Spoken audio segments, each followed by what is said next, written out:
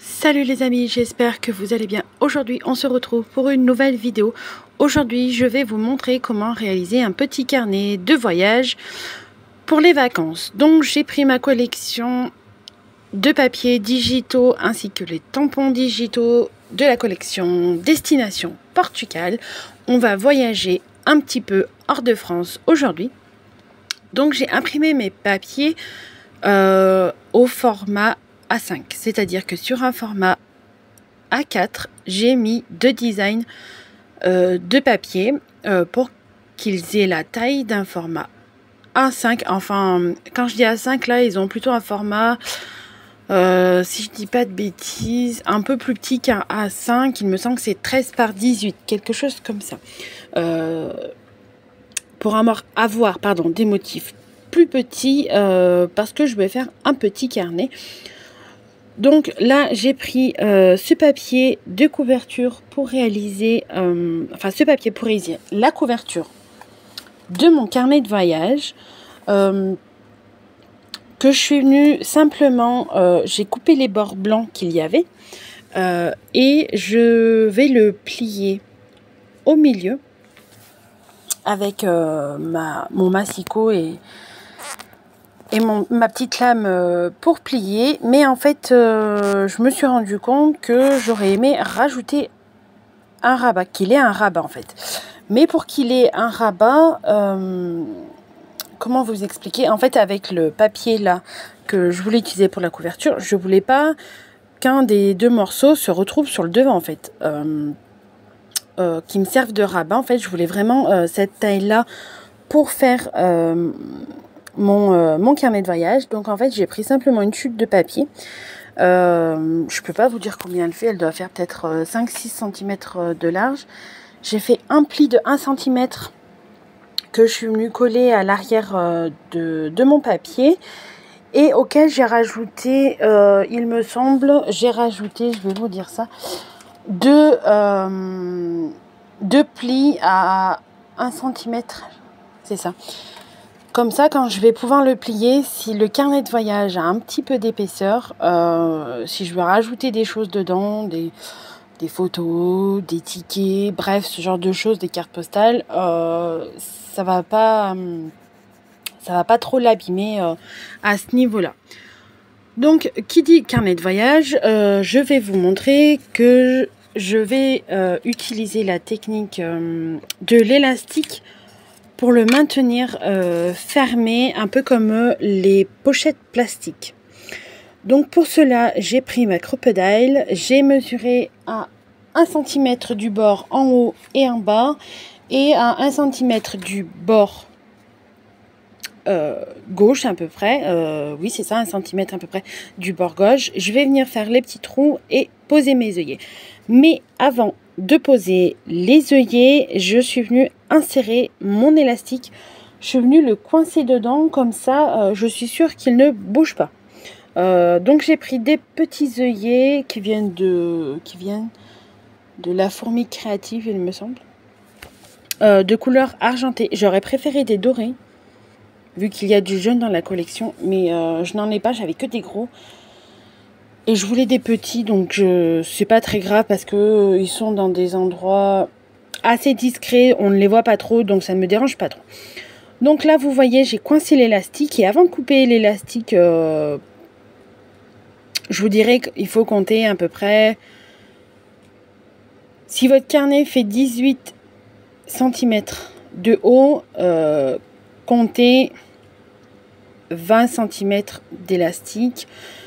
Tout dépend si vous voulez que l'élastique soit bien tendu ou pas.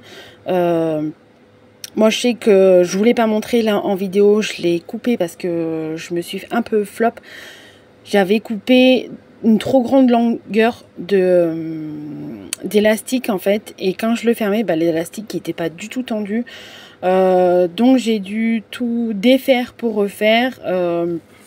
Sauf qu'une fois qu'on a posé un œillet, c'est très très compliqué à l'enlever, hein. Vous vous doutez bien que c'est quelque chose qu'on peut pas revenir en arrière. Une fois que c'est fait, c'est fait. Donc j'ai un peu déchiré mon papier sur l'arrière. Mais au final, je l'ai bien camouflé et ça ne se voit presque pas. Ça se voit juste sur l'intérieur du carnet, mais c'est pas très grave parce que c'est pour mon utilisation personnelle et que ça ne me dérange pas du tout. Je ne cherche pas à faire des créations parfaites à chaque fois. C'est le jeu, j'ai envie de vous dire. Des fois, il y a des ratés. Ne faites pas comme moi. Prenez bien votre temps avant de couper les élastiques. Donc là, je vais faire la même chose au centre. J'ai mesuré à 1 cm en haut et en bas dans le pli que j'ai fait pour insérer un élastique en fait, pour venir y insérer par la suite à un carnet que je pourrais glisser en fait. Soit je faisais comme ça, là j'ai fait comme ça, soit je pouvais faire tout simplement poser mes œillets. Et une fois que mes œillets ils sont posés, j'aurais pu venir insérer un élastique, faire un nœud et couper après. C'est ce que j'avais fait pour mon précédent carnet de voyage. La différence c'est que là l'élastique il ne passe pas sur la tranche, donc ça fait quelque chose d'un peu plus discret. C'est juste qu'il ne faut pas se louper. Pareil dans la dimension des élastiques, là comptez, je vous dirais à peu près 17 cm, c'est très approximatif, pardon, ce que je vous dis parce que j'ai pas du tout mesuré la taille des élastiques. Donc jugez-vous quand vous le faites pour savoir quelle dimension il vous faut vraiment.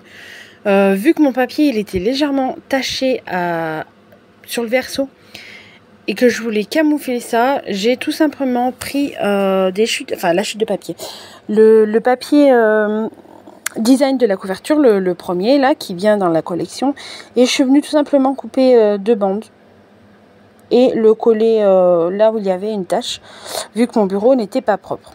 Donc là on s'attaque à la couverture du carnet de voyage. Donc j'ai découpé tous les éléments, donc le drapeau et la petite étiquette que je suis en train de créer, enfin la banderole de drapeau et la petite étiquette que je suis en train de créer viennent de la collection papier digital Destination Portugal que vous pourrez retrouver sur Etsy et sur Ko-fi. En revanche, la poupette, le petit personnage Milly et le grand drapeau viennent des 2 collections de tampons associées à la collection de papier. Pareil, c'est disponible sur Etsy et sur Ko-fi. N'hésitez pas à aller faire un tour là-bas. Donc vu que j'avais pas découpé ma planche d'étiquette à la silhouette, j'ai dû tout découper à la main. Ça m'a pris un peu de temps, mais c'est raisonnable. Je viens coller tous mes éléments. Là j'ai pris la version Milly, enfin le tampon Milly et le tampon drapeau, j'ai pris la version colorée pour aller un peu plus vite. Je n'ai pas pris la version noir et blanc. Sachez que quand vous achetez les fichiers, il y a je vais y arriver, la version noir et blanc et la version couleur. La version couleur, ça vous fait un die cut déjà prêt à utiliser et c'est les mêmes couleurs que la collection. Et la version noir et blanc, c'est parfait pour faire des mises en couleur, se faire plaisir et donner un peu plus de personnalisation à nos créations qu'on fait. Donc là, je vais m'attaquer à la décoration du petit rabat que j'ai fait. Parce que vu que je l'avais fait sur un papier blanc, j'ai longuement hésité entre le faire sur un papier blanc et sur un papier de la collection. Mais sur le papier de la collection, je ne savais pas trop lequel prendre. Donc, j'ai fait plus simple. J'ai pris un papier blanc et que je vais venir décorer avec des éléments de la collection. Pour cela, j'ai fait comme de l'autre côté pour cacher ma petite boulette. J'ai pris cette petite bande de papier que je suis venue coller sur le centre de mon rabat. Elle doit faire à peu près 2 cm, ces petites bandelettes. C'est parfait quand on veut faire quelques petits raccords, quelques petites 2 cm et demi elles font exactement. Et là j'avais découpé les lettres pour créer le mot Portugal, sauf que je pouvais pas les coller comme ça sur mon papier à motif parce qu'on ne les voyait pas, du blanc. Le motif il est tellement assez chargé et les lettres tellement fines, j'aurais dû les découper un peu plus larges, mais on ne les voyait pas. Donc j'ai découpé les lettres, j'ai découpé un tag aux couleurs de la collection et je suis venue faire tout ça pour décorer mon rabat. J'ai pas aligné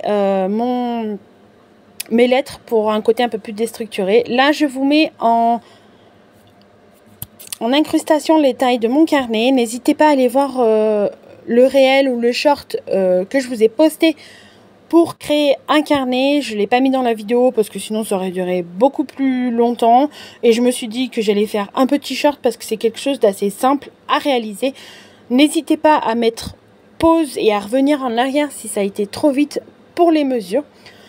Donc là, pareil, j'ai pris des éléments de la collection et en fait, je suis venue faire quelques repères pour venir tamponner un motif avec un tampon de fond qui me font beaucoup penser au carrelage, aux azulejos du Portugal. Je les ai tamponnés comme vous voyez là à l'écran avec la Distress Oxide Squeezed Lemonade. C'est un jaune peps parfait pour donner un peu de peps, de luminosité à cette création. J'ai sélectionné un petit motif. En fait, j'ai une planche de tampon avec plein de petits motifs comme ça. Ça fait carreau de ciment, j'aime beaucoup. Et en fait, j'en ai sélectionné un et je suis venue le tamponner 3 fois. Donc 3 fois sur une ligne et 3 fois en hauteur aussi. En fait, ça m'a fait 9 petits carrés. Et je suis venue comme ça habiller la couverture de mon carnet pour venir y coller le dice cut que j'ai créé du petit coq. Donc chez nous au Portugal on appelle le petit coq le galo de Barcelos. Je trouvais qu'il collait parfaitement dans une couverture de petit carnet pour le voyage. Donc là, j'ai tamponné mes motifs. Ils sont pas parfaits, mais ça me dérange pas du tout. Franchement, moi, quand je fais les créations, si les tamponnages sont un petit peu ratés, ça me dérange pas du tout. Au contraire, je trouve que ça apporte un côté un peu déstructuré à la création et j'aime beaucoup. Donc là, pareil, cette petite étiquette, elle est disponible dans la collection de papier. Je suis juste venue la couper en carré. En fait, j'ai laissé un grand espace autour. J'ai fait un bord rouge avec un feutre rouge pour qu'elle se détache bien du carnet. Et là, j'hésitais entre la bandelette bleue ou la bandelette jaune. En fait, à la base, je voulais mettre la jaune. Mais vu que j'ai tamponné les motifs, c'était pas le même jaune, ça me dérangeait. Donc, j'ai plutôt opté pour la bleue. J'espère que cette petite vidéo de tuto carnet de voyage vous aura plu. Si c'est le cas, n'hésitez pas à liker, à partager et à t'abonner. N'hésite pas à me suivre sur les autres réseaux sociaux. Je partage pas mal de choses. Je vous dis à bientôt pour une nouvelle vidéo. Bye bye!